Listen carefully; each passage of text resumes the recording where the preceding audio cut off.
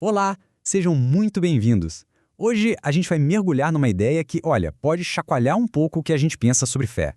E se a gente descobrisse que o mais importante não é exatamente o que se acredita, mas sim o que essa fé produz na nossa vida?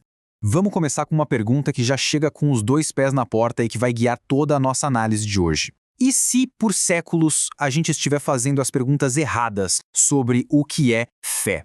E se o foco de tantos debates estiver, na verdade, no lugar errado?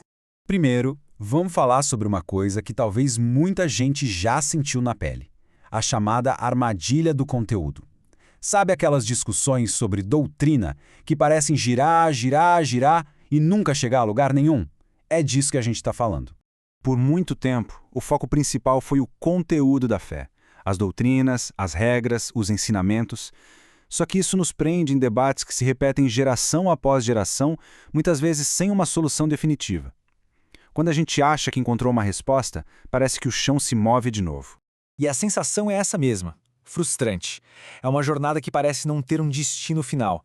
Uma busca por respostas que nunca são cravadas na pedra, porque, como diz a citação, o conteúdo vai mudando conforme a gente amadurece e entende as coisas melhor.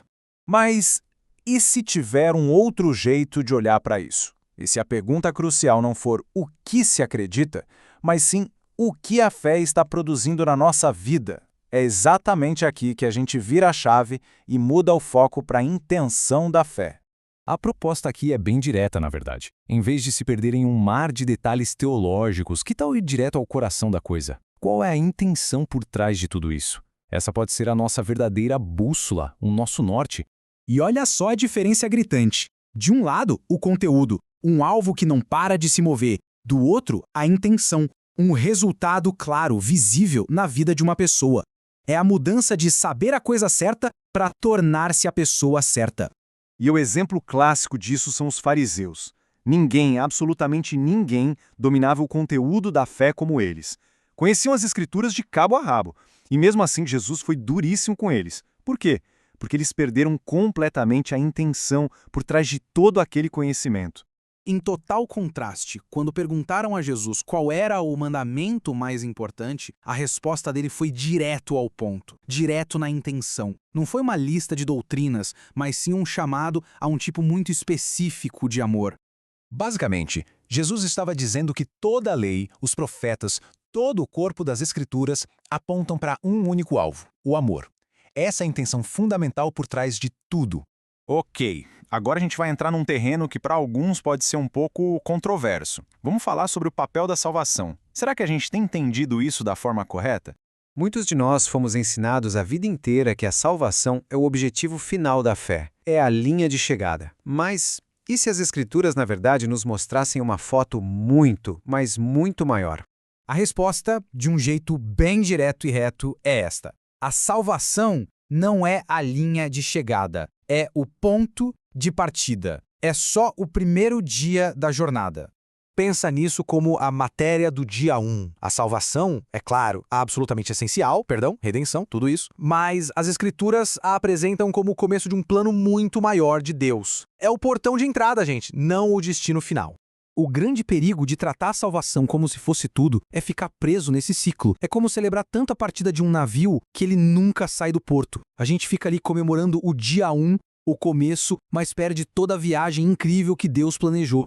Então, se a salvação é só o começo, qual é o destino? Para onde a gente está indo? Vamos agora definir qual é o verdadeiro objetivo dessa jornada espiritual que começa no dia 1. O apóstolo Paulo deixa isso claríssimo. O processo da fé tem que nos levar à maturidade. O objetivo final de Deus não é só nos salvar de alguma coisa, mas nos transformar em algo, a plenitude de Cristo. E Paulo é ainda mais intenso aqui, né? Ele descreve a angústia dele como dores de parto, até que Cristo seja formado dentro das pessoas. A intenção da fé é que a nossa vida se torne tão parecida com a dele que a gente possa dizer: não sou mais eu quem vive, mas Cristo vive em mim. Bom, e tudo isso nos leva a um desafio final. Um ponto bem prático. Se a grande meta é a maturidade, como é que a gente pode buscar isso de uma forma equilibrada, sem se perder no caminho? A nossa tendência natural, quando a gente olha para os objetivos de Deus, é tratar tudo como se fosse um buffet. A gente escolhe o que agrada, abraça o que se encaixa na nossa personalidade, rejeita o que não gosta muito e simplesmente ignora o resto. O resultado dessa abordagem à la carte é inevitável. A gente nunca vai experimentar a plenitude que Deus planejou. Se a gente rejeita metade do caminho, não é de se espantar que a nossa fé pareça muitas vezes incompleta ou imatura. E assim, a gente encerra com essa pergunta, que fica para reflexão. A questão não é se temos as doutrinas perfeitamente alinhadas, mas se a nossa jornada de fé está nos transformando, nos levando à maturidade e formando Cristo em nós.